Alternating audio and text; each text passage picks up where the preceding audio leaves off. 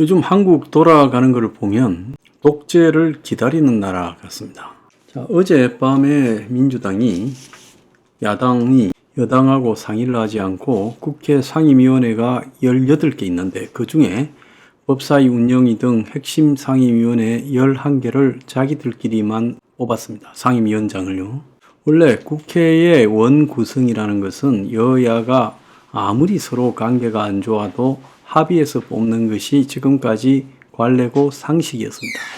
모든 것을 세상의 법으로 세세하게 다 정할 수 없고 특히 국회 운영 같은 것은 더더욱이 국민이 뽑아준 대리인들이 상식적 선에서 합의를 해서 원을 구성하는 게 맞습니다. 그런데 지금 국회의장을 갖다가 지금 민주당이 대승을 했으니까 민주당 주는 게 맞다.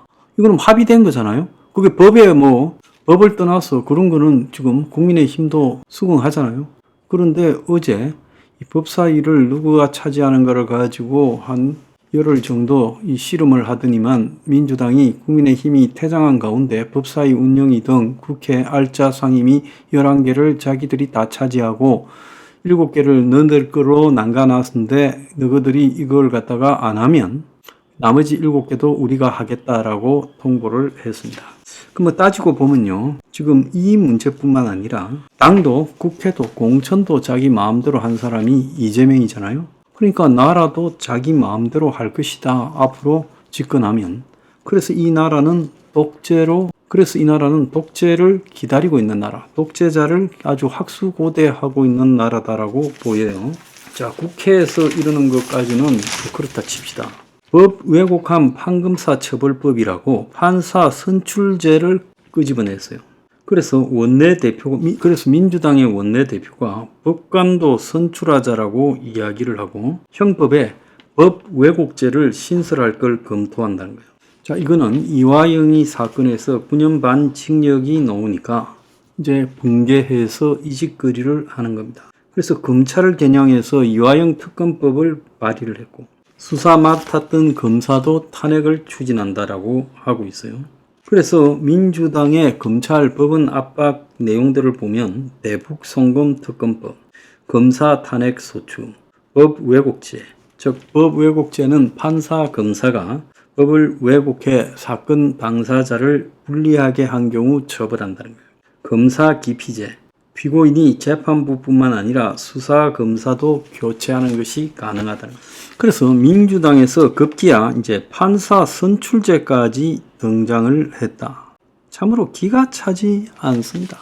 지가 지금 9개 죄로 재판을 받게 되면서 지금 이 사법부에 대한 협박을 이런 방식으로 하고 있어요. 그동안에 한국의 정치권이 검찰 기소 그리고 사법부의 판결을 일단은 존중하며 갔는데 이제 이런 기본적인 존중도 하지 않겠다는 거예요. 그래서 판사를 선출하면 어떻게 선출할 건가요? 지역별로 판사 후보들, 변호사들이 응모하면 그걸 갖다가 주민들이 투표를 해가지고 판사를 뽑습니까? 자, 그러면 대법원 판사는 또 어떻게 뽑습니까? 전국 단위로 선출합니까? 그래서 좌파들이 뽑은 판사는 좌파들은 깜빵 관리를 하면 봐주고 우파들이 뽑은 판사는 우파가 깜빵 관리를 하면 봐주는 겁니까? 그래서 지금 이거 해도 너무한 짓거리들을 하고 있습니다. 그런데 민주당의 이런 국회 점령과 독재, 지금 여당은 돌고 돌아서 단일 지도 체제를 선택했습니다.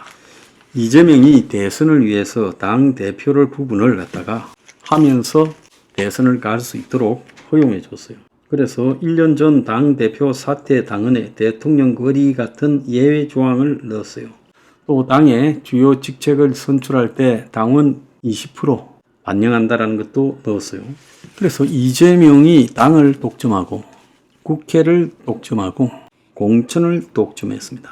그래서 민주당이 총선을 이긴 것이 마치 이것이 지 마음대로 할 수 있는 독재 면허를 갖다가 이재명이 손에 쥐어줬다고 착각하고 있어요. 영화 007 보면 살인 면허, 라이센스 투 키를 갖다가 007이 가지고 있어서 필요하면 자기 재량하에 죽입니다. 이제 이재명이는 독재 매너를 가지고 있어요. 그래서 필요하면 내 마음대로 독재를 하겠다. 지금 그렇게 지금 하는 거 아니겠어요? 그래서 법사위원장에 저렇게 집착을 하는 이유는 법무부, 검찰, 법원, 공수처, 감사원에 자료를 요구하거나 국회로 이런 기관의 책임자들을 불러서 겁주고 이러려고 하는 거 아니겠어요? 그래서 이게 전부 이재명에 대한 수사, 재판과 관련이 있다는 겁니다. 그래서 국민 다수의 뜻이라면서 사실은 이 불법적으로 살아오다가 법의 리스크를 지금 짊어지고 있는 속에서 자신을 갖다가 처벌하지 말라는 압박을 당과 국회를 통해서 하겠다는 거예요. 자, 엊그제 이화영이 유죄가 나왔습니다. 이재명은 지금까지 한마디도 이 문제에 대해서 하지 않았습니다. 자, 국민의힘에서는 이화영이가 유죄면 이재명이도 유죄다라고 지금 이야기를 하고 있습니다. 또 더 나아가서 대통령은 외환 내란죄가 아니면 소추되지 아니한다라는 불소추가 재판 면제는 아니다.